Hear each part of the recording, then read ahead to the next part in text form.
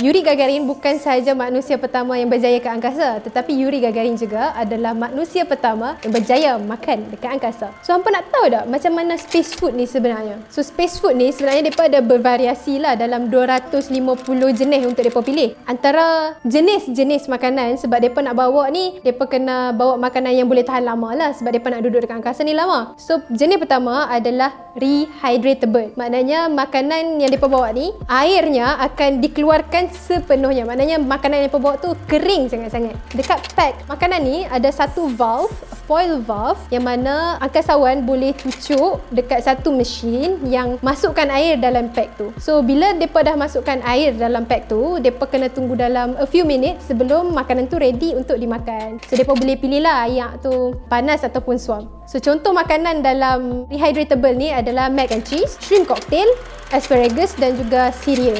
So, a few things yang kena ambil berat ataupun reconsider is bila makanan yang mereka nak bawa ni tak boleh ada serbuk lah. Maknanya mereka kena makan in one go, one bite macam tu je. So, bila cereal, mereka dah masukkan susu siap-siap supaya susu tu boleh create water tension kepada cereal tu. Kalau angkasawan bawa cereal saja, lepas tu tuang susu, nanti cereal tu terbang. So, that's why mereka bawa cereal yang dah dituangkan susu, kemudian rehydrate semula saja. Jenis yang kedua adalah thermostabilized food ataupun irradiated food. So thermostabilized food ni adalah macam nama dia lah, thermo. So makanan ni dalam bentuk asal dia, cuma makanan ni dipanaskan semula, dihangatkan semula lah. So ya, dekat angkasa dekat SS ada oven. So depa masuk dalam oven, depa panaskan, lepas tu depa boleh ready to eat lah. So antara contoh makanan untuk thermostabilized ni adalah stik daging, juga ikan. So yang ketiga dalam natural form. So dalam natural form ni maknanya makanan ni tak perlu dipanaskan, tak perlu tambah air. So antara contoh natural form ni adalah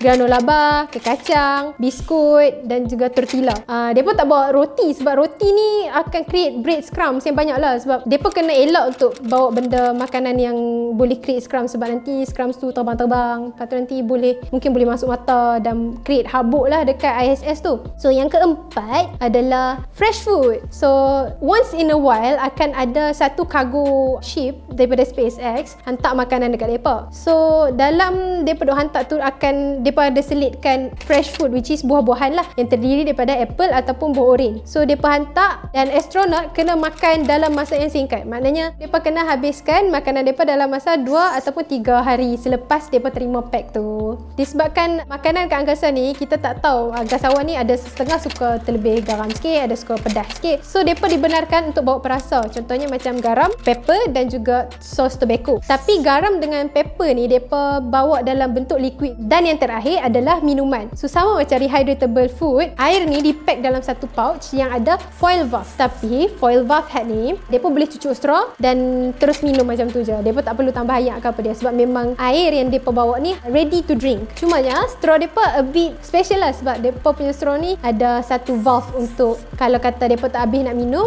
mereka boleh stop dan air tu tak akan keluar daripada pouch tu. So to conclude, makanan angkasa yang daripada pertama kali dibawa dan juga hingga ke zaman sekarang telah banyak berubah. Sebabnya benda ni penting juga untuk menjaga kesihatan mental angkasawan. Yelah, mereka duduk sana lama, takkan mereka nak makan benda-benda hard, bosan kan. So NASA telah menyediakan a few types of food yang astronaut boleh enjoy, termasuk their favourite food.